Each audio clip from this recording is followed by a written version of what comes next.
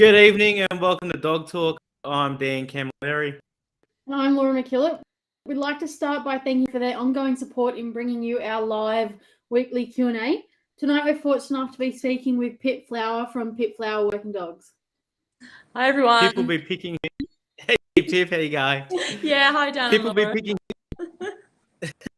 Pip will be picking who she thinks has asked the best question of the night and have a bag of Enduro Heinz food for working dogs with real kangaroo meat. How you going, Pip? Yeah, not bad. Pretty pissed off it's raining so much at the moment, but isn't everyone? Yeah. Yeah, seems to be pretty bad down south the last couple of days. Has been.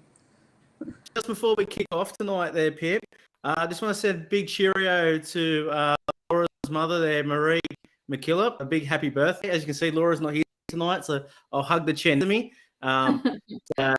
She's over there with her mum celebrating her birthday. She's ducked off for a little bit here to have a chat with us. Happy birthday, Marie, and thanks for still jumping on, Laura. That's all right. Mum's the Kickstarter behind Dog Talk, so we better wish her a happy birthday. Absolutely. Without Mary McKillop, there's no Dog Talk. Everyone's going to start calling her Mary if you keep carrying on with that. That's okay. I can live with that. I think most people think her name is Mary, but we'll jump into it, Pip. Do you want to tell us a little bit about yourself, where you're from, and then, you got a bit of an interesting story, so we'll go with a few questions on this one. Yeah, sure. So you can probably tell I'm not a native. I'm from England, and I came over as a backpacker in 2011. Just basically on a holiday, and I chose Australia because you can drink under 21 and you drive on the same side of the road and you also speak the same language. So those were the criteria, and it's mostly hot and sunny, but not at the moment. But that was the criteria for choosing Australia as my country to backpack around. And after 6 weeks of traveling up the East Coast, my friend and I didn't realize how expensive it was. Particularly drinks. And after 6 weeks, I ran out of money. So I joined like a job agency thing and got a job on a cattle station in far north Queensland. And that was my first introduction to agriculture. Wow. That's cool. Yeah. How far north? Like Georgetown area, Normanton. Yeah. And was that new to that, or was something totally left field for yourself? It was like Wolf Creek. I was very like culture shock, thought I was going to die sort of thing. It is just so remote and so different to anything you've ever seen for me at the time. I'd never been in the bush before, never experienced the remoteness and like the cowboy lifestyle, I suppose you could call it. Seems very normal to me now, but back then it didn't. I came from a city, grew up in a pub, so very much around people all the time, and then went into the outback and different climate and everything, and it was a real shock to the system. Did you say grow up in a pub? Yeah. So my no wonder you're money. Yeah, just eating that Drinking addiction. Was already in the blood. Yeah. My parents were property developers in Bath in the UK, and there was a recession in 2007, so Mum diversified and bought a pub, and we grew up in the pub and sort of worked there after school every night and, hung out with all the locals, and it's a bit of a different upbringing, but it was all right. You would have been used to hanging around a bit of riffraff here and there and big drinkers and lots of talk. Very used to putting up with people who carry on a bit too much, but you got very used to dealing with all sorts of people. It was a good life experience, like knowing how to communicate to all different people. It was a good social upbringing anyway. Absolutely. And do you think that helped you get a bit of a thick skin as well for walking into Wolf Creek, so to speak? Yeah. Probably not. Like, I'm quite a sensitive person, I suppose. I'm not like really hard or anything, but I think that experience of going into far north Queensland, everything was just happening all the time. You didn't really have time to think, mustering cattle, branding cattle, when you're just not fit for it, and riding horses, and it just, you sort of didn't have time to worry about anything or get upset or anything like that. So as they say, sort of, it's better to be busy, and it's the best way to learn, probably straight into the fire out of the frying pan. Yeah, Yes. absolutely. And I was just going to say, did you have any experience at home or horseback riding or? Not really. As a kid, you sort of went to pony club, but you sort of sat on robotic horses. And English style of riding, it really ruins you if you learn how to ride European style with your knees up by your ears. It ruins like your type of riding, like for the future. Like, I'm still kind of wanting to hold on with your knees instead of your foot in your stirrups. But no, I didn't really have any experience with agriculture. We had a lot of animals growing up, so I was always around animals like cats and dogs and guinea pigs and all those kind of things. So I was used to animals, and it's quite a rural place, Bath, where I grew up. It's a city, but it's still, you're surrounded by farmland, and so you're sort of used to an outdoorsy kind of atmosphere. Yeah. Bloody guinea pigs and cattle is a bit of a shift in height there. Particularly wild Brahmins. I mean, that's not a great introduction to cattle, but you learn quickly. Learn to stay out of the way. Speaking of, what do you think your biggest learning curve was, or one of your biggest takeaways? Just to get on with things, probably. That it made me have a really good work ethic, I suppose, going up there, and like paid nothing, so you never expected anything, and you just got used to that kind of exposure of working really hard and like camping out, no luxuries. And that was kind of a good grounding as your first introduction to your working life, I thought. Like, you weren't spoiled whatsoever, quite the reverse. So it was really good, actually. And what about real cool. And school? Did you go to uni or anything over there? Yeah, so I went to uni a bit later on. So I ran out of visa options and went back to England in 2014 to do a degree. And that had to be in agriculture, so you could be sponsored to come back and work in agriculture to get your residency. So I went back to the UK to do a livestock degree, and I did it in 2 years because the education system over there is the first year of uni doesn't count to your final grade. So I just wanted to skip that and get back here as soon as possible. So I did 2 years there, and then just to make sure that I really wanted to come back, I did another year working over there, and then I came back in 2017, did 2 years on a sheep and cattle station in Western Queensland, and managed for those good-hearted sponsors to be sponsored and get my permanent residency. Yeah. Beautiful. yeah, beauty. And how, like, you mentioned going back to England now for your ag degree. How different were the practices you were in your textbooks there compared to what you were doing back over here?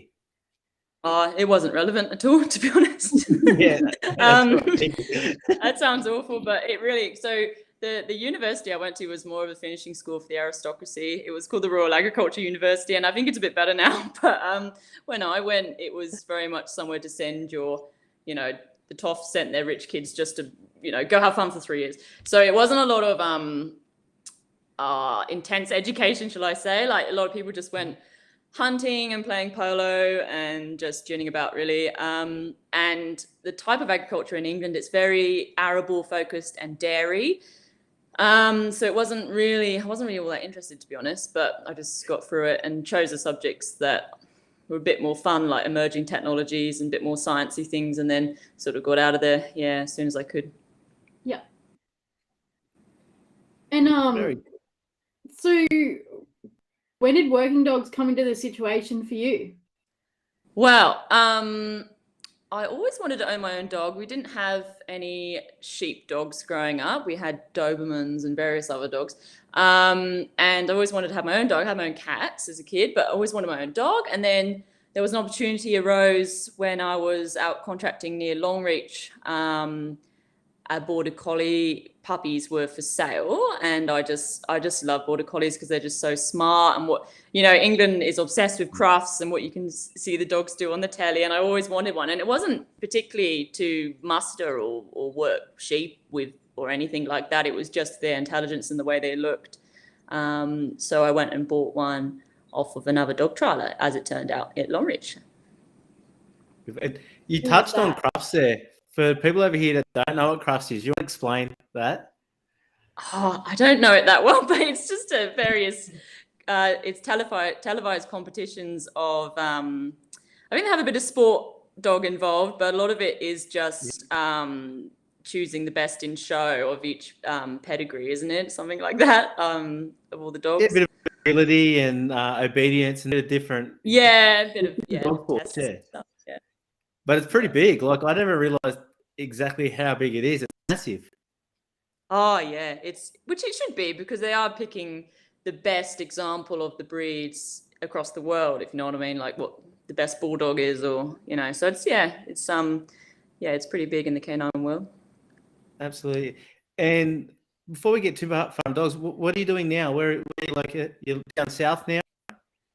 Yeah, so I've recently taken a job. I started in June down here at the snowy mountain region of New South Wales. So I'm about 30 minutes south of Cooma on a property out here, just managing the livestock side of it. I mean, it's all sheep, which is perfect. I don't mind cattle, but I just prefer working sheep.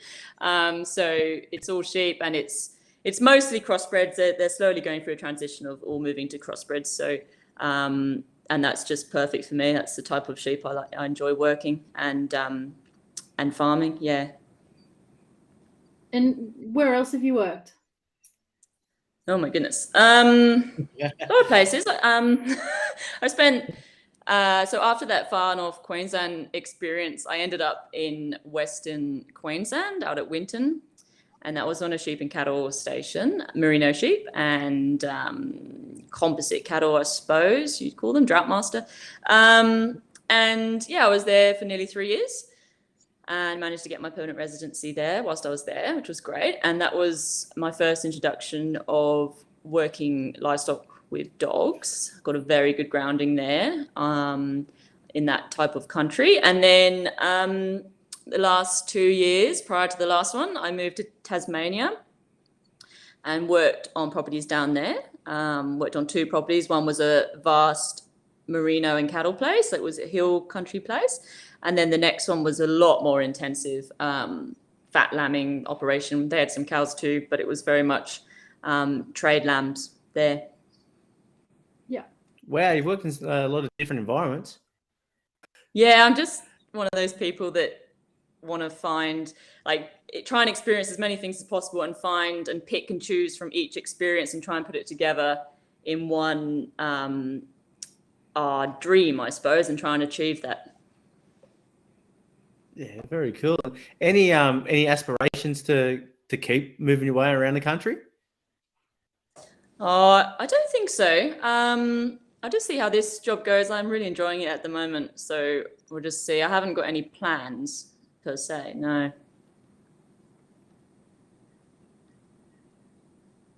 So I was just gonna ask, you had where was that going? With your dogs, you've really only had them since you've come back from England. No. So I got my first border collie in 2011 when I first came over here, and then I slowly got a few more. And when I moved back to England, I think I had 3 or 4, which was really sad to leave them. But I actually took one with me to England, and he became a bit of the university mascot. Took him into lectures, and I actually brought him back with me after 3 years. So he's still alive and kicking, and he's in here somewhere because there's a storm outside, so he's allowed in when it's storming because he freaks out. Yeah. You want to tell us a little bit about him? I bred him. He's the first litter I ever bred, and his name is Pork. Because he was a porky puppy, and I kept him, and he turned out to be a dud, actually. So I knew his fate if I left him here, so I took him back with me. Yeah, first dud I've ever had. And do you have a style or type of dog that you prefer? Yeah, I think that's changed over the years as you sort of develop your own working style. At the moment, I really like the dream dog. I'm trying to get it. I haven't quite got it yet, and I don't know if it exists, but one that's very strong, has a very powerful presence on its stock, but is also very, very obedient and biddable and trainable. And on the flip side, I know it sounds a bit corny, but dogs have to look good as well. Their conformation's got to be good. They've got to be attractive. And I know it sounds silly because a lot of people will be watching this and be like, I don't care what it looks like as long as it does a good thing. But you've got to really like that dog. I think that's really important when people say, how do you keep a dog in your team? And it's like, well, I've got to like them. And part of that likability is the way it looks, I'm afraid. Yeah. Yeah. Definitely. Yeah. Ugly dogs are cuddly then? Yeah. Well, yeah, I'd probably keep them if they're really, really good. But I mean, conformation is a big thing. Like they've got to be sound because you get problems later on. If their hocks aren't right and, tabletop backs and stuff like that, they've got to be able to run properly. But yeah, and also, white around the eyes and stuff like that. I don't really like that. So yeah, I try to keep them looking fairly attractive. Yeah. Yeah. And what about your current team at the moment? Yeah, I've got plenty actually. Probably too many. Funnily enough, the last I thought there were too many, but the last couple of weeks, because now we're moving into summer and it's fly season, been landmarking, jetting, crutching. So the dogs are really. I try to keep things fresh because I don't really like a dog that's sort of buggered and half-assed. So I like when I use dogs that they're full force when you use them. So I sort of try and change the dogs, every 3 or 4 hours. I might, half day to half day, try and change the team if I can, just to keep it fresh. So I've actually managed to use all the dogs that are of working age the last couple of weeks and tired them out, which is good. Good. Few of your main dogs there. Who would they be? Yeah, so I've got 4 Hunterways at the moment. 2 of them are, I suppose you call them pups. So 2 main ones and then 2 pups coming along. And then I've got the rest are made up of Border Collies. I don't have any Kelpies or Smithfields or whatever else you want to, or other breeds. But Collies, a lot of people know about Coast, my big Kiwi heading dog. But he broke his leg about 3 weeks ago. So he's, when I need him most, is not available. So I've been using Hurricane, actually, my other Border Collie male. And he's been doing everything because I put my bitch in pup about 4 weeks ago and she's just starting not to do as much now. So it was a bit of bad timing that Coast broke his leg. Yeah. So I've had to really rely on the Hunterways. But every time something happens to one of your main dogs, it allows room for the next one to learn. So it's kind of good, I suppose. Yeah, just one time a year, isn't it? Yeah, it is. But hopefully it'll be back and running in January, full force. And what made you go the Hunaway line? Oh, just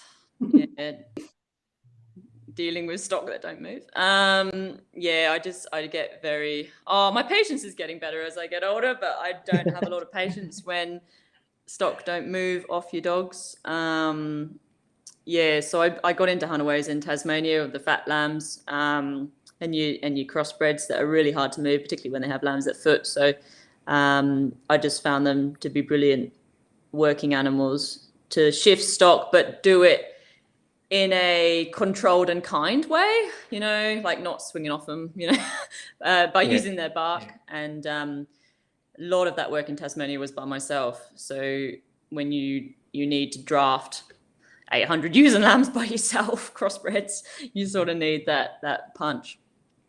Yeah. How did, obviously, for anyone that doesn't know, the country ned's pretty hilly and picturesque, I suppose, or if someone hasn't seen your videos, how do you go about teaming up your dogs when you're working? Like, will you work when you work your Hunaways, will you just work your Hunaways, or when you work your Collies, just your Collies, or... I'm trying to get to the stage that the Hunaways do most of it, and I'm slowly getting there with one. But he's not yet 2, so he's still got a bit to learn. But I'm trying to save the collies a bit because I do the 3 sheep dog trialing, and it's very hard to smash stock round Monday to Friday and then have that precision on the trial ground on the weekend. So I'm just trying to get the Hunaways to do more, but you're always going to need a heading dog. Don't get me wrong. You know, if you've got like 2 lambs, you've got to get back through the fence. You're always going to need that precision work there. But I'm trying to do it all with Hunaways, but I have been doing 2 heading dogs and a Hunaway normally is my go-to, but I'm slowly transitioning to 2 Hunaways and 1 heading dog. And who I choose depends on the job a lot of the time, but also I've got dogs on different whistles, so I don't generally work 2 collies that are on the same whistles because there's just no point 2 dogs going the same way every time. So I try to choose 2 collies that have different whistles, so you can send them wherever or work one at a time, and the rest the other one sort of thing. Yeah. I'll ask a bit Question more about here. whistles later. Yeah, okay. There's a question here back on your Hunaways from Nikki West, and it's, what do you look for in a Hunaway pup? Oh, I haven't been breeding them all that long, but in the last 2 years of really getting into them, I've been into them for a bit longer, but the last 2 years of breeding and looking at pups are, again, looks is quite important.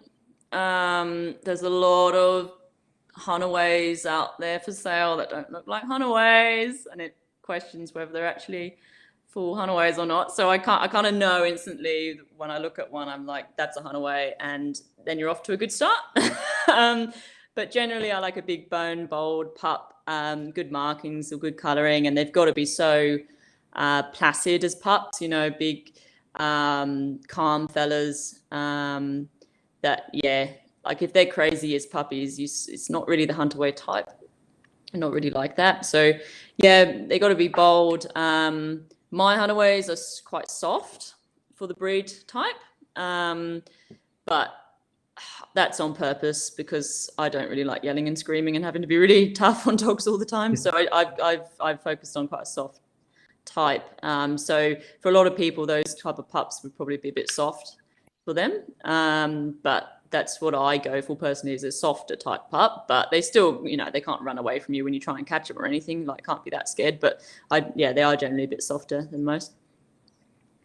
And you're liking that softer, obedient border collie as well, or do you like different things in the 2 breeds? Yeah, it's just very hard to get the type of collie that I want, which is a really, you know, powerful collie, but then temperament is soft. Those things don't really go together. Yes. So, for example, Coast is a really strong dog on stock, and he's been a real challenge to train. But you kind of have to go about it a different way. I suppose you've got to be a bit smarter about how you train them. You know, if they're hard, you don't go harder at them. You've got to think of a way the dog understands and will respond to. And I'm still learning that through lots of different dogs. I've got quite a few different personalities in the camp now and different bloodlines, and I'm learning slowly how to handle each one. But there's still ones that I like, but they are very different. And I think the biggest thing people have got to have is patience. Like trying to make a dog too soon is just the worst thing you can do. Absolutely. And you mentioned bloodlines there. Is there a particular bloodline that you find you get on with well and you're trying to incorporate a lot into your stuff? Yeah, well, it's a bit... I don't really focus on any particular bloodline because I just breed what I've already got. I like breeding out of dogs that I've already got, both parents too. I haven't done a lot of breeding, to be honest, so it's just basically what I've already got in the team because I know what both parents do and what you can expect from them and how they act as pups, how the pups act from the parents because you've brought the parents up, if you know what I mean. So you know from the get-go how to go about that training. It's a bit of a shortcut, but eventually I'll have to go a bit more outside of what I'm doing. But you know, I've got Coast, who's a Kiwi, so he's a right outcross, and then the others are a bit of Pommy stuff in there, just a little splash. I don't like too much. And then there's your Grass Valley stuff, and then your traditional princey stuff, which tends to be in most 3 sheepy type dogs. Yeah, that's about it really. And then just little, various other little dogs in there too, but that's the main lines. Yeah. And while we just get too far away from where you work, well, obviously down there, people that know, there's a lot of wild dog country out there. You find that has an impact on your stock and your dogs? Wild what? Sorry, I just missed that. Wild dogs? Are we used to having a few wild dogs about? No, this area doesn't really. Okay, it's cool. Yeah, which is good. But yeah, that definitely affects. Yeah, when right. you're in an area like that, it definitely affects the stock for sure. They don't work off dogs very well at all. It's either fight or flight because that's the only experience they've had, you know, which makes things challenging. Yeah. Absolutely. So you're very passionate about your Hunaways. How do you go about training them? Do you have a particular way you go about it, or yeah? Yeah, you've got to be very careful with Hunterways, because say if you mess up when you're training your collies or your kelpies, you know, you've put something into them which is a bit rubbish. You can generally fix that, or you push them too hard, too young. You can sort of, you know, lay off them for a bit and rectify things, or get help from someone, or whatever. Like whatever stuff ups you can do, if they're not horrendous and repeated constantly, you can fix them, I believe. But with Hunaways, I've found that if you damage them as young dogs, they remember it, and you've got to work so hard to undo what you've done, because it's a bit hard to explain. But for an animal to use its voice, it's got to be comfortable all the time. Like it's got to punch out that noise. Like that's how they work. If they're silent, no point having them, because they're not precise enough. They don't have the feel to keep everything together. Like they want to keep things together, but they don't. You know, they need to use their bark to do that really. And if you curtail that bark and they're not confident to use it, and it's a hot day and everyone's buggered and you're trying to get them to speak, it's not going to happen and you won't be able to get your job done. So if you damage their confidence as a young dog, they don't bark properly when they're older, and there's no point having them really. So how do you go about making them comfortable and getting that bark? Yeah, Is there a process? Because I know some people will use a rope or yeah. I think it's very painful for the handler, but you've got to let them be animals really within reason. Like you're not gonna rip, you know, sheep apart. Like they're clean dogs anyway, but you're not gonna smash sheep around inhumanely. But you've got to let them work and work and work. And as puppies, you know, it's all a bit chaotic and everything's seems to be going wrong. But you've got to instill that confidence that they're allowed to, you know, keep barking and smashing sheep. You know, you can't try and screw them as a young dog. You've got to let them be a dog for 18 months. Yeah. You know, you can't screw them too much. A lot of people want dogs to stop and stay and go left and right at 8 months old, but you just can't do that with Hunaways. Yeah. And how has dealing with Hunaways changed you as a handler? Oh, yeah, that's a really good question. It's really changed me the way I handle stock. It's really made a big difference. That's a very deep question. I would say I'd use the noise more than movement from the collies. You can use noise if you've got sheep stuck on a creek somewhere. Instead of sending your dog, you can get your dog to bark and you can see how the sheep react, and then you know how much more bark to use or less bark to use. And it's just a different way of working stock when you've got noise involved. It's a hard one to describe, but I'd rather work weak stock with Hunaways because of the noise. You know, as soon as you get too close to weak stock, they're going to fall over and play dog. You know, they're done. Whereas the noise, you can keep on, like as a distance, the noise, and you can get those sheep in. Or hard stock, you know, you can really give it to someone, teach them a lesson. But like, it's just completely changed me. how I work stock. I just, yeah, I wouldn't go out and do a job without one now. Yeah. I think that Have you says tried it to all. put more? Yeah, and have you tried to put more bark into your collies as a result of having barking No, violence? I don't like barking collies or barking kelpies. No offense. I just don't like it. Because how do I describe it? Like, Hunaways are bred to throw their bark, so they're like directing sheep with their noise, whereas Kelpies or Collies, if they're barking ones, they're just yapping at the back, yap, yap, yap, and they're just like the sheep in front of them. That's what they're targeting right in front of them, not throwing their bark at the lead or the side to, turn the wing in. So yeah, it's completely different. I don't really like that yap because if you had to listen to that all day, it's not very pleasant. I was going to ask you, earmuffs work. Yeah, a lot of people say that. It's quite funny though, because where I've worked with the Hunaways, like everyone hates it. Like when agents come or something, they hate that noise, that whoo, whoo, all day, and it's constant. Like I said, if they're not barking, there's no point in them being there. Like even if the sheep are, if you're weighing sheep and all your sheep are piled up and they're piled up in the race and keep on feeding through, and you think, oh, you don't need to bark because they're still piled up. As soon as you let off that bark, these sheep start getting looser, and you don't want that with crossbreds. They'll turn around on you. So you've got that constant bark, and a lot of people hate it when they first hear it, but once they understand the effectiveness of it and what it's doing, they learn to love it so much. And I just love the noise. Yeah, I love it. Not when you put your head down to move a sheep and the bark goes right in your ear, but but otherwise it's quite it's a nice noise. Do you find if you're doing a heap of yard work, the bark and with a bit of bark becomes ineffective at all? Or because Yeah, you've you've got got so to much use it. volume?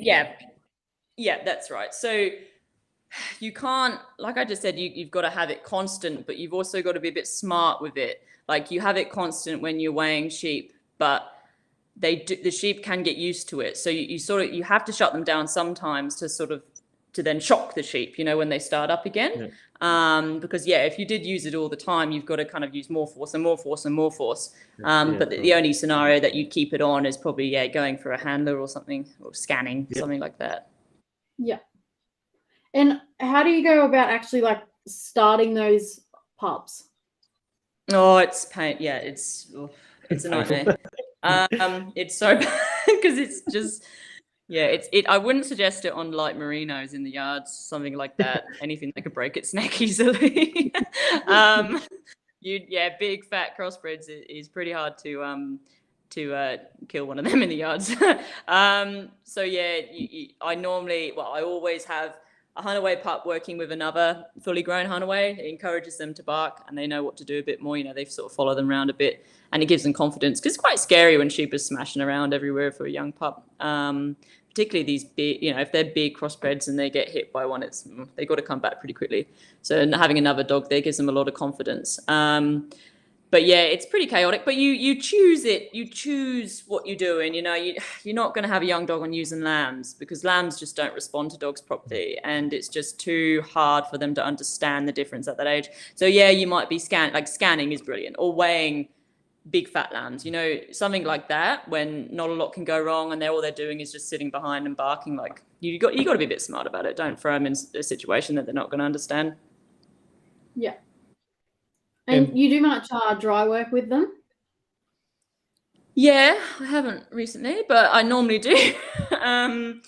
That's depending on the type of Hunaway. If you've got a handy type one that's a bit more natural, you probably don't need to do as much dry work. But if you've got one that isn't, and it's a big stand-up type of dog that drives its stock, and you're going to, direct it over the hills, dry work is very important for that. Absolutely. To teach it to stand up and look away. Like if a Hunaway stood there barking at you, and there's not much point to that. So you've got to teach them the stand up command, which is them looking away from you. And in fact, in New Zealand, in their dog trials over there, the Hunaway dog trials, the straight hunts and the zigzag hunts, if the dog looks behind them whilst they're on the hill to look back at their handler, they lose a point for that. So they're not allowed to look back behind you, and that's a lot of dry work involved with that since very early on as puppies. Like, 4-month-old pups, you're teaching them that's what you want them to look away from you. How do No, you? dropping them in a round yard or sheep and. Oh, Just you can do. walking It just around, or- depends. Like it depends on the type.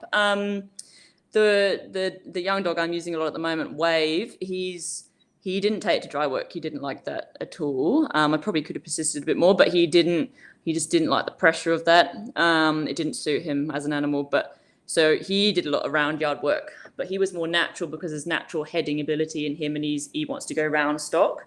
Like a collie, actually. You sort of taught him a bit like a collie. Yeah. And so do you use the same dry work on your collies as your Hunaways? Not the same, because Hunaways is all about looking away from you. And with collies, because I do the dog trialing, that would be a cross, if you know what I mean, if they're stood in front of you. So the collies I like to put on a rope to teach commands. Yeah, depending on the collie again, like it's all, you've got to be able to read your dog a bit. Yes, if they don't like it straight away, it doesn't mean that they're not going to suit it. You have to persist, but you can read it a little bit with collies, whether they're going to take to dry rope training or if it benefits them. Sometimes you just don't need to do it. So it just depends. Yeah. And a question's just come through from Rachel Holmes. She's asked, have you used the Hunaways on cows and calves at all? Very sparingly. The Tassie farm, the intensive place I worked, they had a couple hundred black and red Angus, actually. And there were a few scrubby paddocks, and that's probably the only time I'd use them. Once the cattle were used to the noise and knew that meant that they were being moved, or there's a sort of a threat coming, move, that's when I'd use them, because cows and calves in scrub is just not enjoyable trying to get them out. You just physically can't get to them. So that's when I'd use Hunaways, but at a distance a fair bit. Like I don't, because Angus with calves are pretty, yeah. But once you've trained, it's all about training cattle to the bark, the noise. You've got to do that from a sort of a young age. And once they're used to it, it's actually really easy to muster cattle in an intensive environment. I don't know. I have experience in a more extensive one, but yeah, it's very easy to get them in because they just hear that noise and sort of know what it means and knows that they got to come in. Obviously, you have your rogues and you need to actually put dogs on them a bit, but yeah, it's a brilliant tool. Lovely. And with your heading dogs. Oh wait, have we got another question there, Laura? No, it's all good. No. Cool. With your heading dogs there, what do you think makes a sheepdog compared to a cattle dog? I don't know. Yeah. Pip's got one that did all right at Cowra one time on the 3 sheep paddock section and the yard. So I think that says a lot. That's why I'm asking.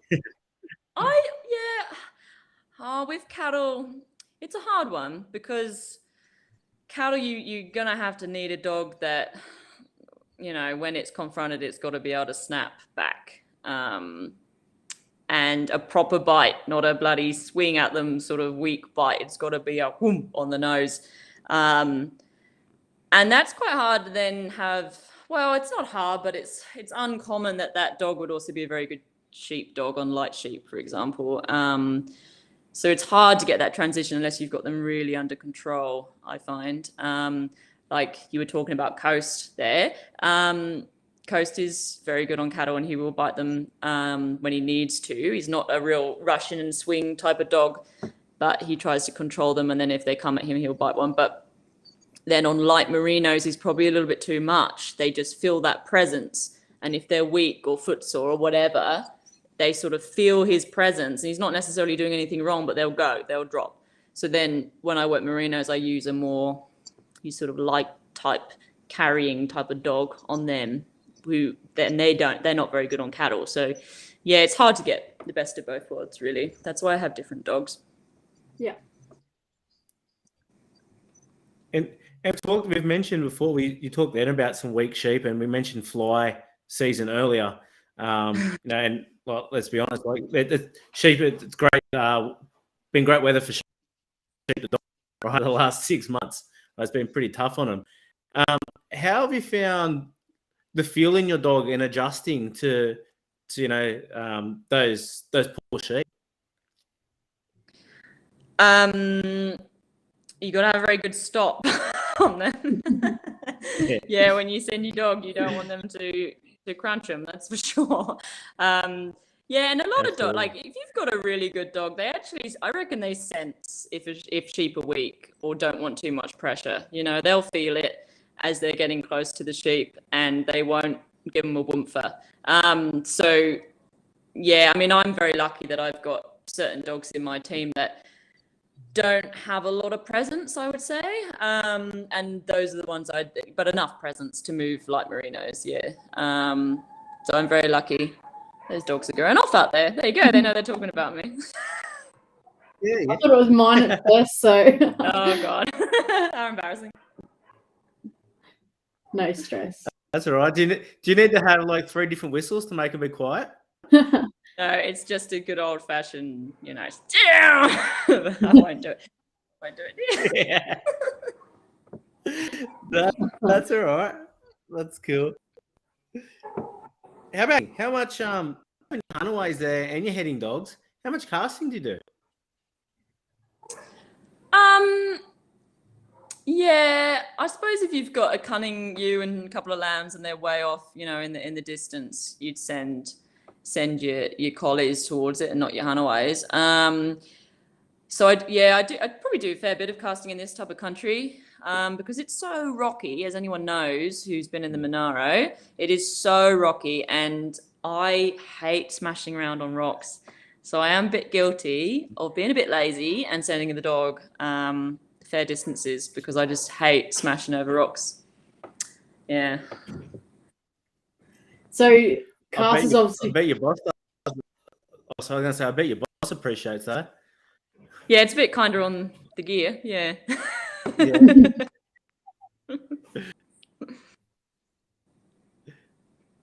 Sorry, Laura. That's all right. I lost what I was going to say anyway, so it's all good. You obviously are training for trialing as well as work. How do you go about differentiating the two, or do you at all? And then how do your dogs transition from work to trial? Yeah, so I don't have any specific farm dogs other than the Hunterways, obviously, but I don't have any collies that are just farm collies. They've got to be able to do both to stay in the team. But I'm slowly transitioning, actually. Yeah, that's a lie. Like, I've got one that I'm training at the moment, a collie, and I'll probably just keep him as trialing. But I'm in that space now that I can do that. But normally, yeah, they've got to be able to do both, because I hate, particularly in the off season, when if you've just got trial dogs and they're locked up for 3-4 months, and all you're doing is training them. I hate that. I want to give them more of a life. So that's why they work on farm as well. But the transition can be quite tough, but like, it's not good. If you want to be a real competitive dog trialer, you really need that refinement nowadays, that real precision stuff. It's just how it is. The game is, uplifted in the last few years. So, you need, in my opinion, you got to be able to work all kinds of sheep to be, at the top. And to do that, I think you need a lot of control on your dog. You got to be able to one step that way, one step that way, one step in, one step out. And from going from smashing ewes and lambs around the day before to going and doing that it's very difficult. And I don't think it's quite doable. You can, to a certain degree, have a lot of control on your dogs, and I do try for that. But I'm never going to be an A-grade dog trialer if I work them on farm, if I'm honest. But that's what I enjoy more doing. So it's not a big issue for me at the moment. Yeah. Well answered. Pretty fair comment. So. Yeah. And while we're talking about that precision control and whatnot, how do you teach each dog a different whistle? And how do you remember? How do you remember which them? tone to blow? I don't have very many. That's the I only have 3 sets of whistles. That is I the struggle limit to of my. remember my one set of whistles. Oh really? Yeah. I don't have a one set because I can't decide. Wow.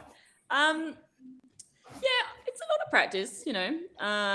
You got to spend a lot of time by yourself, not annoy anyone practicing your whistles. But yeah, like I've reached the limit of my imagination of how many, like I can't really think of that many more sounds. I'd love to have another set of whistles because I've got the Hunaways on one set and then 2 lots for the collies, and I'd love to have another set for Hunaways. So you could work 2 Hunaways at once, but I'm kind of at the limit now. I can't think of anything else, what other noise. And I think you're a little bit restricted. I use a Logan whistle, one whole one. I think it's aluminium, wherever it is. And they're quite shrill. And I don't think, like you can get a variety of noises out of it, don't get me wrong, but it's not the same as using your mouth, and I can't use my mouth. So that limits me, the different whistles I probably could come up with. Yeah. I'll have to try the turbo. Yeah. Yep. I will. Is that the double holder? Yes. Yeah. I know that. I have got one of them, and I've tried it because it's louder, and that's why I got one. But I just didn't. Yeah, I just didn't like it. It was.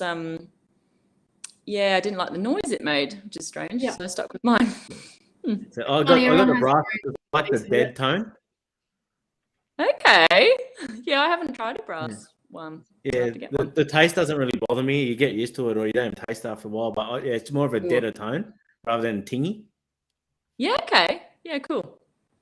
Cool. I'd like to get a Um, jade whistle one day. It's very New Zealand-ish. A lot of Kiwi Shepherds have jade whistles, and I'd love to know the noise that makes and why they have them. So are you throwing so if you had like a clockwise whistle, are you throwing a similar whistle but a different tone and pitch of that, or a totally different whistle? For the other way, to send them back the other way. For like your 3 sets of whistles, like for your 2 for your collies, 1 for your way. If you look a clockwise, or let's call it a left, whatever it may be. Yeah. Is it a totally different whistle for each dog? Yeah, and that's why I find it hard to think of anything else. It's not not a slight variation, it's a completely different cadence and everything. Like it's completely different. Which I feel like you sort of need to have, because if you've got 3 dogs on your bike or your buggy and they each have their different whistle set, they can't sound similar because they're so desperate to work all the time that any opportunity to jump off that buggy when it's not their whistles, they'll take it. So I feel like they have to be very dissimilar. Yeah. Yeah, definitely. Have you got a lazy or an easy set of whistles, and that dog just gets worked too small because it's an easy? Yeah, not really. No. I mean, some of the sounds do cross over, like the stop dead sound. Like I've got a quick stop and then a stop dead sound, and it means stay there and you're not allowed to move again. That, you know, like I ran out of imagination, and that one of those noises is the same as another dog's go left command. So, you know, you've got to be a little bit careful what dogs you take with you. Do you have voice commands as well as the whistle commands? I do on the collies, not on the Hunaways, other than go back, which is, you know, very imaginative. But I do on the collies. I've got different words for them. But I really don't like using words. I try to avoid it. Like the only time I use word commands on the collies is when I'm at an obstacle on a 3-sheep course. Yeah. Or I can't find my whistle in time, and you just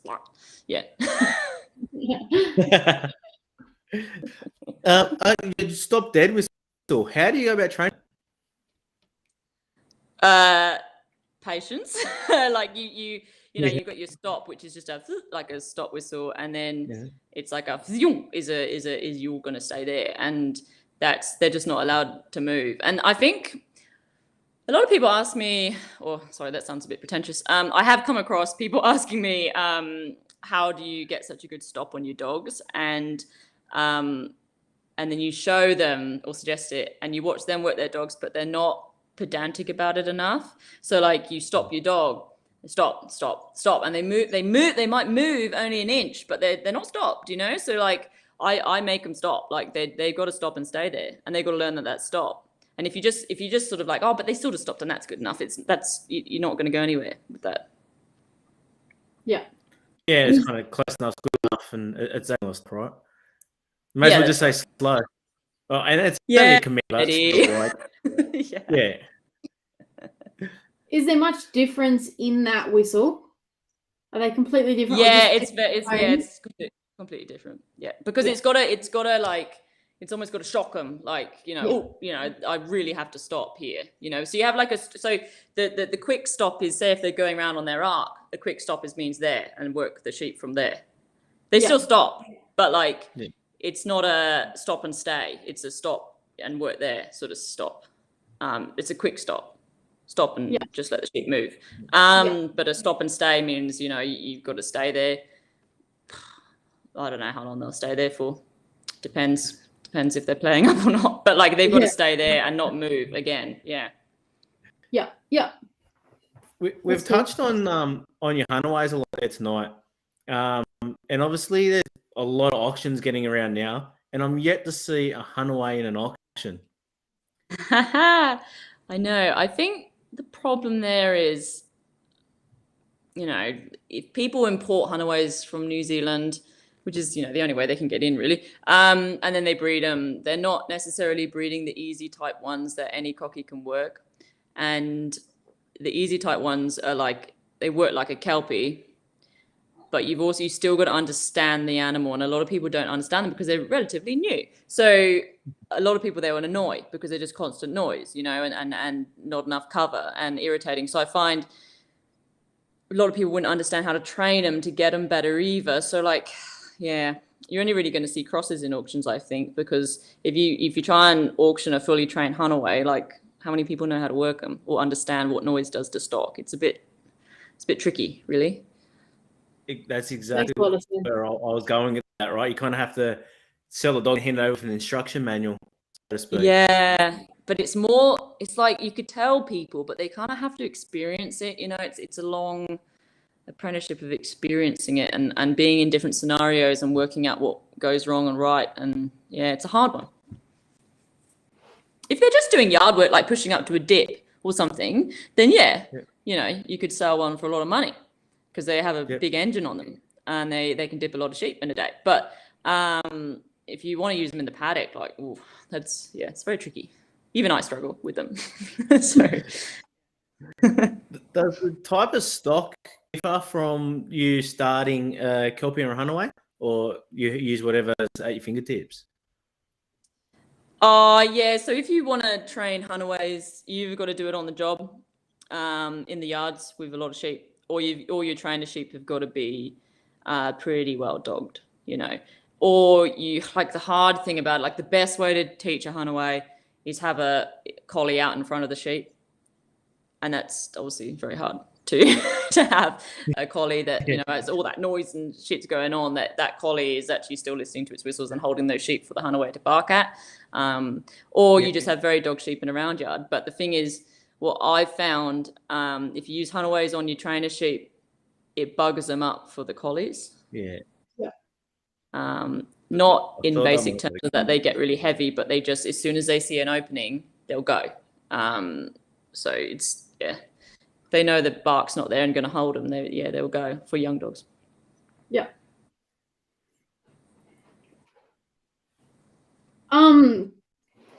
So you've bred a few pups. What do you? Yeah, probably once a year. I'd probably have a litter. Yeah. And what are you looking at before doing those joinings? Oh, yeah, like I said, I don't go outside really. I mean, this year I've got a couple of dogs in that I don't know the parents, but that's a first, and I'm just experimenting because I think I can get better 3 sheep dogs. But I normally breed from within, so temperament's a very big thing. Like I don't keep any crazies in the camp. like naturally crazy, not necessarily queer, but they're just like anything that's hyper. Like a very good example is, when you're letting your dogs off out of the runs, and you're letting them off in the morning, and you've got one that tries to bomb every dog as it's coming out, like that kind of behavior. It doesn't mean it's queer, but it just has that hype. I don't like that. I don't keep those kind of dogs to breed from in the first place. So I'm only breeding from dogs. Yeah, they've got faults, but they've got a particular personality and temperament that I like, which is ones that just sort of follow you around, look up in your eyes, and just adore you. Those type of dogs. Yeah. What about love working other dogs? Yeah, no, they're gone. Nope. Any of that bad behavior, because I can't have any bad behavior because I take all my I'm alone, single, and I take all my dogs with me when I go to a dog trial. So you know what it's like at a dog trial. Every trial differs, but some you've got no room and you're packed in like sardines, nowhere to run dogs, and you've got 12, and they're all either hunaways or working dogs / trial dogs. So they're quite like pressure cooker energy in them. So you can't have anything that's crazy that's going to stir that up, because you might be letting them out in a bloody tiny little courtyard area to go to the toilet, and you just can't. It's so hard traveling if you've got to travel 6-7 hours and let dogs off in difficult areas. You can't have any crazy ones. It's just too hard. Yeah, you mentioned you used a couple of... Sorry, Laura. I said I can only imagine. 12 dogs everywhere you go. It's big work. Yeah. At least if it's really cold, you just crawl into a dog box. Yeah, no. But no, it can be challenging. Like any dog that's too hard to deal with, I sort of get rid of it. But which is a good way to be. I feel like people need to be a bit more severe on their choice of temperament in their camp, because there's often too many crazy dogs, and then those dogs get bred from, and it never ends. You're going to have crazy dogs everywhere. So I think temperament is a really good one to look at, because there is a thing like that. Like if the dog works really, really well, people are going to breed from it regardless. And I think temperament should come in, like even if it works really well, but it's crazy and you can't catch it, and it runs off all the time. Just nah. I don't care how it works. Like it's got to go. Yeah. Absolutely. And a lot of people get hung up on dogs. What each need to show you to be able to breed from? Yeah, they've got to be very natural, but they've got to have a lot of strength. Like I said, they've got to be strong enough, because my pet hate is being stuck up by sheep. I just can't abide it. When dogs get chased by sheep, I can't do it. Like there's nothing worse than trying to get a dog to move sheep. Like call it in, try and get it to move. I just hate it. You want dogs, like you can tell as pups too. Like when you're training them, like if their natural ability isn't to bring sheep to you, then that's no good. Like because I'm trying to describe what the opposite would be. So if you send a dog round stock and they just stop, it doesn't necessarily mean they're sticky, but they just don't want to prick that bubble to move those sheep. Like it's not got the natural herding instinct in it, and all you're going to spend your time doing is trying to get that dog comfortable being inside the bubble, and they might have a really wide bubble as well, which is no good. So it's so the bitch has got to be able to prick its bubble. It's got to be trainable. It's got to listen to you, and it's just got to be nice in the camp. Yeah. Yeah. Great advice. Are you line breeding, or are you doing like to like, or what do you sort of consider before that joining in terms of that? Wow, that I haven't probably been. I haven't been breeding long enough to be honest to see the results of consistent line breeding or outcross breeding, like because it's sort of generations worth. I don't put anything together that's related too closely. Like I might do it if there aren't any faults, but if there's a few faults in there, you're just going to double up on those faults, and that's not ideal. So I've only really done outcrosses, but working styles have been similar. So it's not, you're not haven't got a lucky dip in the pups. And And of your what about? pups, how do you go about? Oops, Laura. I was just going to say, what's your opinion of influence a sire has over the litter compared to the bitch? I just think there's no set rule for that. It just varies. Like there's some dogs out there who've been great male dogs, but they never put anything into their pups genetically. So a lot of people would go to that dog because they just want the repeat of the bitch in the pups. So, you know, I don't know. It depends on the dog. Like there's some good sires out there that always put themselves into the pups. So you don't really know until you've bred them a few times. Yeah. That's right. How do you go about? I actually never thought about of picking going to that site if they really like a bitch. To be honest. Yeah, no, either did I. I really like that idea. It does make sense. Yeah, it's good if you want a clone. Yeah. Well, I'm not saying it works every time, but but yeah. And how do you go about picking a pup for yourself besides having to look good? Yeah, they've got to be pretty. They've got to be pretty. I personally like choosing pups that are a little bit soft. Not like, you know, scream and run away, but I don't really choose. A lot of people always say choose the boldest and bravest pup, but I don't do that. I don't like the possibility of how hard they're going to be if they're big and bold and sort of ignore you and jump all over you and don't respect you and blah, blah. So I choose ones that are a bit soft. I don't like really big boned dogs, like heavy, because it means like heavy running. I don't need that. So yeah, I wouldn't say I chose the runt or anything, but I do choose definitely a softer type, and ones without yellow eyes. I don't go for that at all. And you can just tell that at 8 weeks. I know, I'm sorry. Yellow eyes? I know it sounds really voodoo and superstitious, but this is what I believe at the moment, and I've experienced it as well, and a lot of people have too. But any dog with yellow eyes are stock shifters. Sheep don't like them, and they move stock, or not necessarily through confidence, but through like they're even going to bite them. You know, they're more of a wolf. That makes sense. And because I do the 3 sheep trialing, I don't really want those types. You might be like, oh, but you want to shift stock in your day to day, but I want to go take them on the trial. I feel like sheep aren't comfortable in the presence of dogs with yellow eyes, and I don't know if that's actually a thing, but it just seems to be that dogs with dark brown eyes sheep prefer, and that's what you want when you're trialing. You don't want sheep to get upset. Kind of right? Yeah. Big brown kind eyes. Yeah. What about advice for someone about to pick their pup or their first pup or dog? Oh, just choose the one you like. Like, yeah, just one you like. Don't go off anyone else's recommendations. Just if you sit there and there's 7 pups crawling over you, just choose the one that you just instantly like. Really. Beautiful. Yeah. Do you have any like milestone expectations for your pups? Like by certain ages, you like to see different things in them?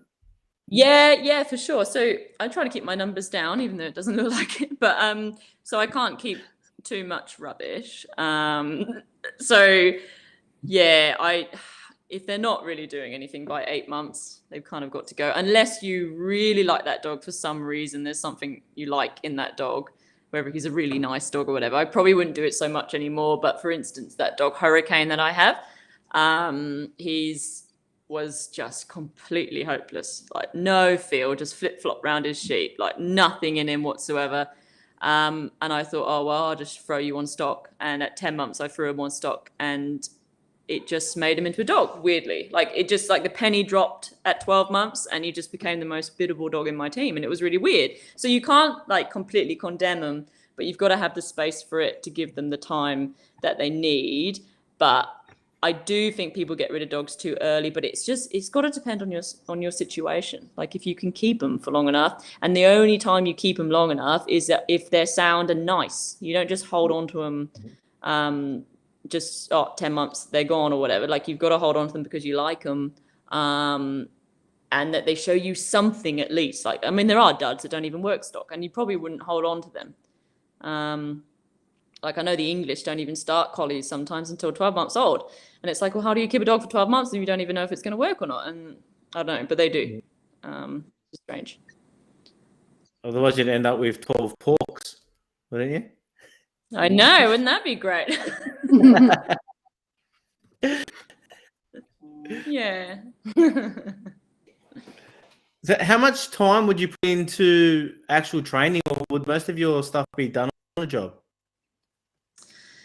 Yeah, Hunaways definitely. But the collies, to be competitive, you've really got to train every day, to be honest. I know it's a bit of a sledgehammer no one wants to hear, but you do. I 100% believe that you've got to train every day. And if you don't have the capability to do that, you're not going to reach the top if you even have the opportunity to.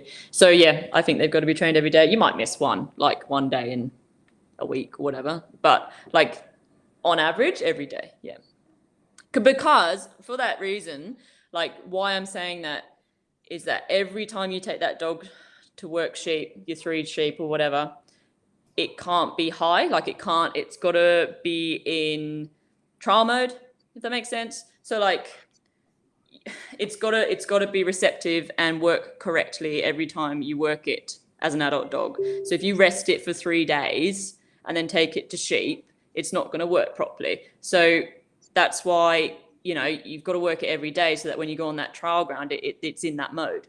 You're not training it on the trial ground. Yeah. So how long have you been trialing for now? Oh, it's a bit on and off, to be honest. It's not long when you put all the years together. It's probably like 4 or 5 altogether, but it's just been so sporadic. Like because I was out in Western Queensland, I only went to like 3 or 4 trials a year. So with like 1 dog. So I don't know if you count that as a year of trialing, but seriously getting into trialing is like really trying to take it hammer and tongs is really just been this year, to be honest. Like really focus and starting to train dogs more. It's been this year because I never really trained dogs, to be honest. I hate training. Everyone hates training, until you. Why? Why? Why do you hate it? Because if you don't have a good setup and it's easy, it's a bit of a pain, isn't it? Because if you're in a scenario that you have to get the trainers in, you got to draft them up, and then you're sort of already a bit buggered. Because you've got to be mentally kind of fresh, or you've got to have so much drive to train properly. By the time you get the trainers, like you do it on a Sunday, for example, a lot of people are like Sunday trainers, so they go get this trainer sheep in and then they train on a Sunday. And then they just feel like, oh, that's enough, that'll do. And because you only train every Sunday, your dog's not consistent enough, so it's not enjoyable, Like it's very enjoyable training pups because you see a what's the word? Development. Like you see results on pups, But training adult trial dogs or open dogs, it can be just repetitive, It can be repetitive and just boring. Like, when you're buggered after a long day's work, you don't really want to go train. Yuck. And we've touched on trialing here. What kind of trialing? We've mentioned sheep. What kind of other trialing? Yes. Have you done for our listeners? No, that's it. I've tried yard dog trialing. Ooh, sorry about that. I've tried yard dog trialing. I've only done 1, I think, on a training day. Or have I done 2? No, I don't know. Something like that. Probably only 1. But I don't really have the type for it. You need Kelpies, in my view. Yeah, so it's just 3 sheep trialing. I wouldn't mind giving a go at utility though. That'd be quite fun. But I'm honest with myself that I'm not ever going to be like I'm just not a good yard dog trialer. Just not my thing. So yeah, it's only 3 sheeping. Well, I had to leave a particular trial early once, but I believe you've done pretty good in the cattle section of that trial. Yeah. I only just missed it, I heard. Oh, were you not there? Oh, I had a 4.5-hour drive home, and it was pretty late, so I just said, "Let's go." Yeah, it was a late run. Yeah, no, fair enough. But yeah, that was it was a charity trial, wasn't it? So it was sort of just like take part. But yeah, I don't know about cattle trialing. Yeah, I just don't like the idea that you might hurt your dog. You know. Yeah. It only takes one kick to sort of kill him by accident. You know, just a bad luck kick. Yeah, don't really want to risk it, to be honest. There's a question here from James Gibson, and he's asked, have you tried any cattle dog bloodlines in your collies? Yeah, actually. The first one I got out at Longreach, the first ever one I got, I'm pretty sure she was half traditional cattle dog breeding. Yeah, and she is like the master sire of all the ones I have now, apart from a few. So yeah, it's sort of in there way back. Yeah. Yeah. Beautiful. And you got any major trialing achievements or something you're just really proud of?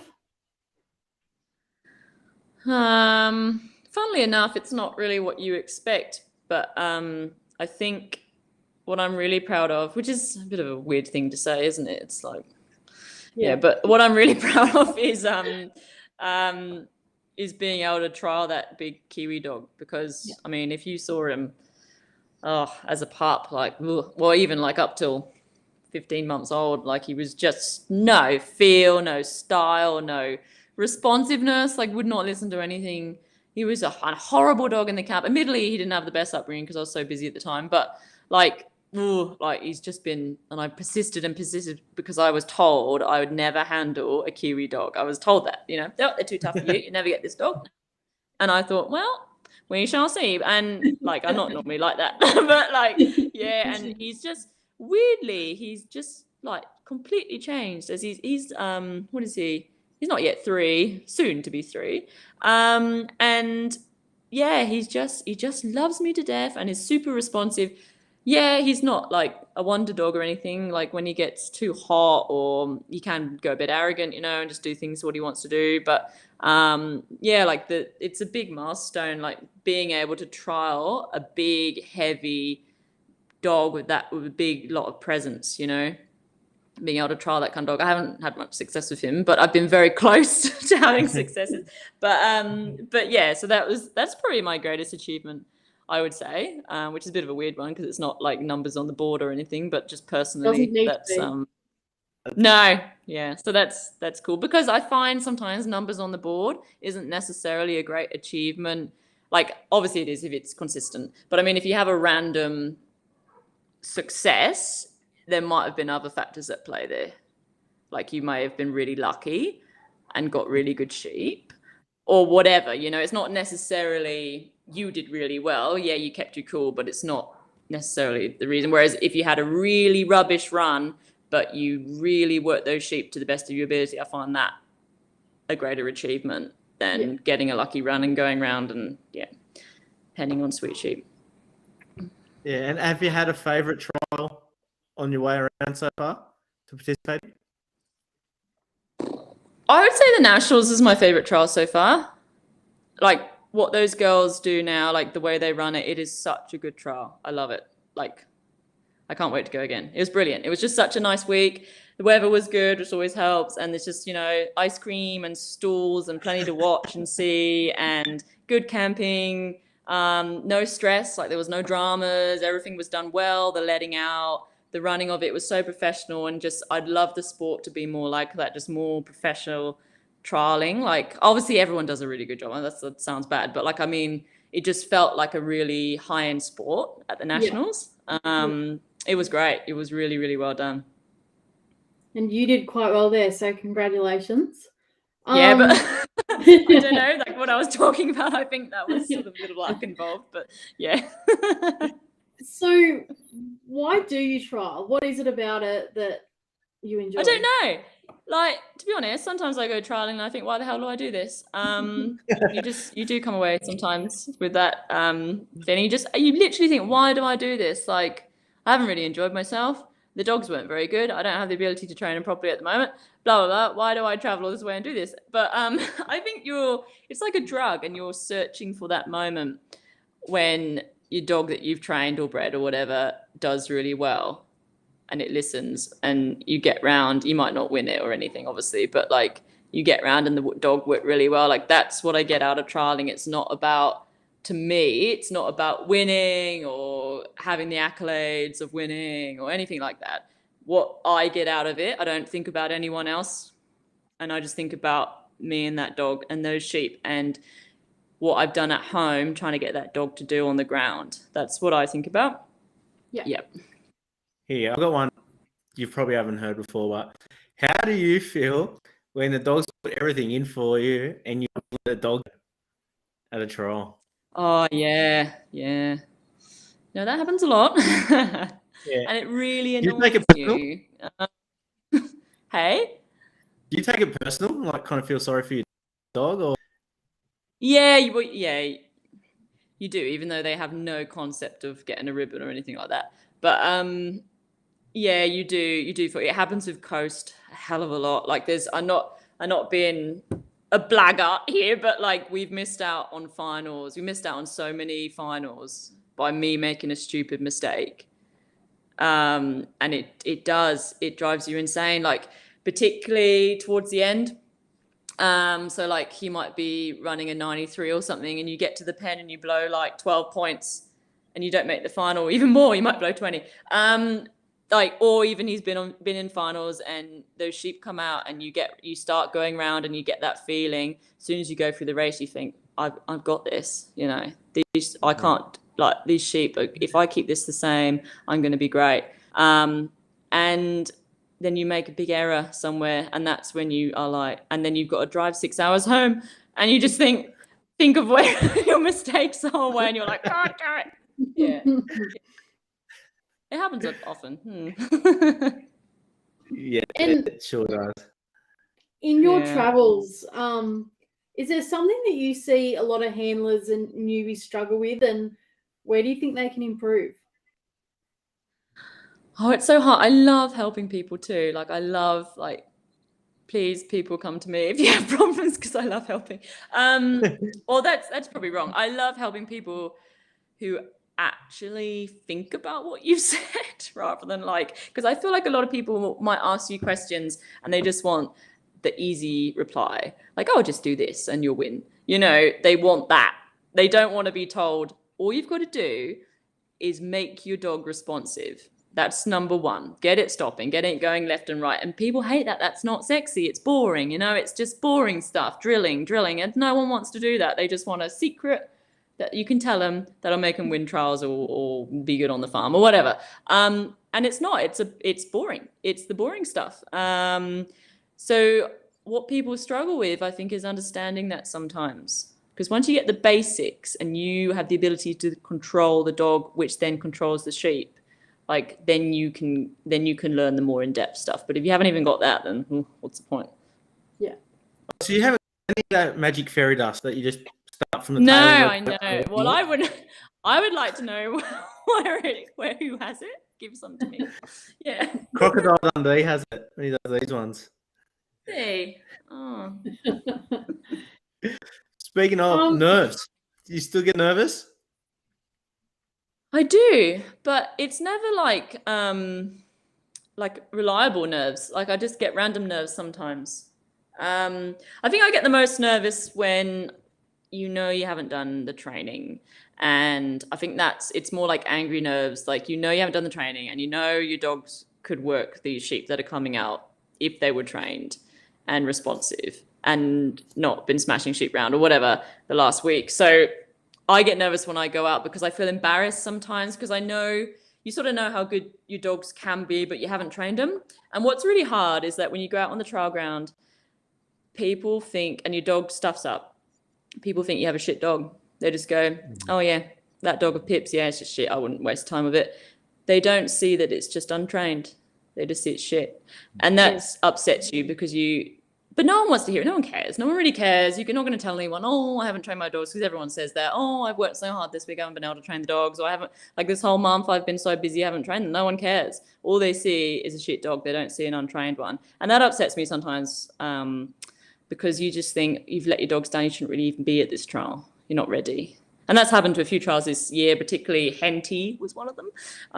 You know, big trial, lasts quite a few days. And I went there and I hadn't trained my dogs because what were we doing? Oh, we were lambing or whatever we were doing. Haven't trained them. All they know is catching lambs. Just been catching lambs with them, or sheep, catching sheep with them.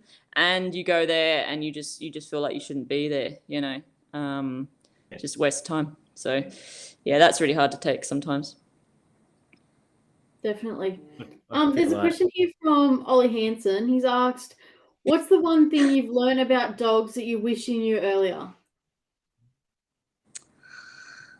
That's a very good question, Ollie. Very I would tame. say very good. It's quite a polite question too. Has he asked any others that you noticed? No. I thought it'd be more cheeky.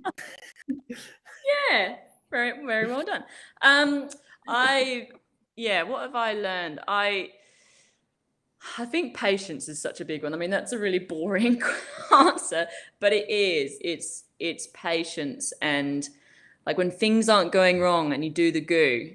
I think that the biggest thing I've probably learned is, say an exercise you're doing with a dog isn't going very well and it's all up to shit and you just get angry and you walk away. Like, I keep on training, obviously not for hours, but like an extra few minutes until that dog does something right. And then you always leave when that dog does something right. Don't leave up to shit. Like, particularly with puppies as well. So like your puppies, you know, you're going really well, but then it might cross or cut one out, and then you chase it down to grab it and get it out of that scenario, but you need to put it back together before you take them off. I think that's quite a good one that I've learned. Beautiful. And that's fantastic that you've done that. How often do you see people always, they get in that situation, they panic, and then they take that young dog away, right? Yeah. And how feeling the dog had when it's been in front of stock.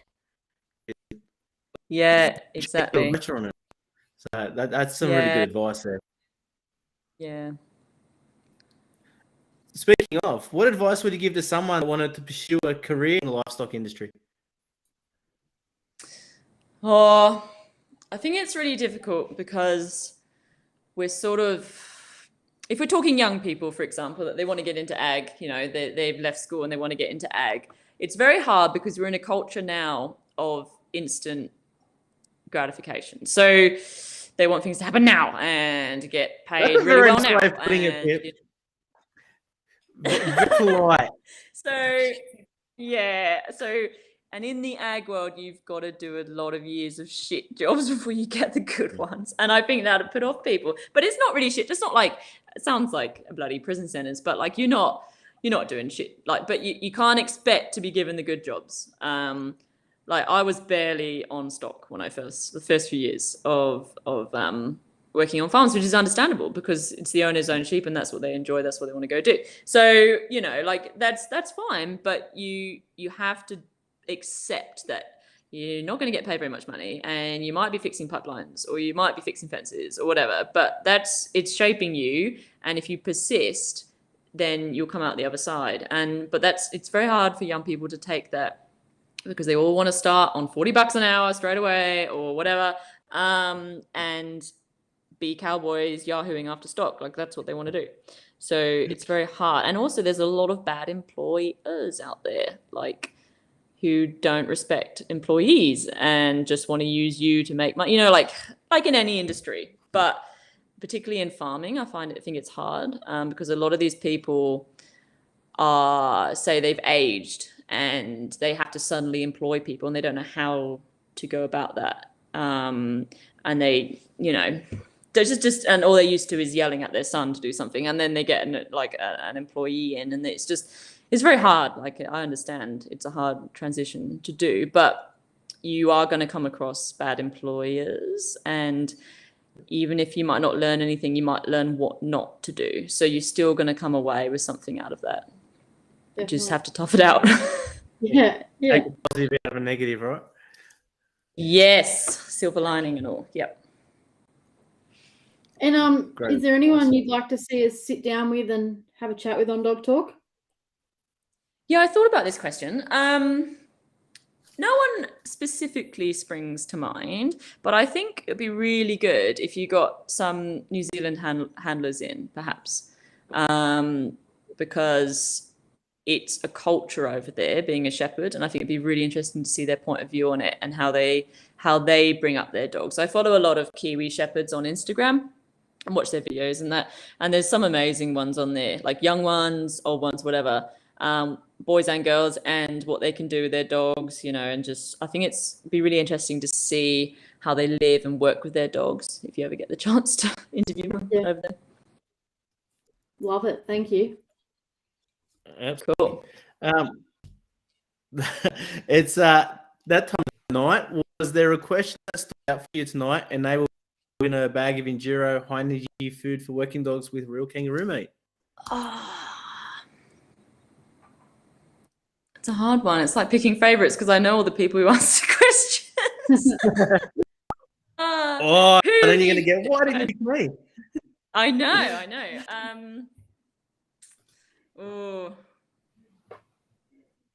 I really like the question from Rachel Holmes about working hunterways on cows and calves. Beautiful. Yep, choose that. Rachel, get in contact with us, drop your details through to us, and we'll get that bag of Enduro off to you. And you, Pip, for being a guest, you'll also get a bag. So thanks for jumping on. Yay! Thank you. Thank you so much for inviting me. That's all right. One last question. Would you rather fight one duck the size of a horse or 20 horses the size of ducks? Yeah, I've thought about this question as well. And I chose a horse-sized duck, just the one, because I'm not very athletic and I don't think I could run away from 20 duck-sized horses. I could hide from a duck, one big duck. So yeah, that's what I chose. I thought about my abilities and I'm best at hiding rather than running. So she loves the soft dog with presence, but she's prepared to run from a duck. Yeah. Well, it's quite a big duck, isn't it? Just peck your legs.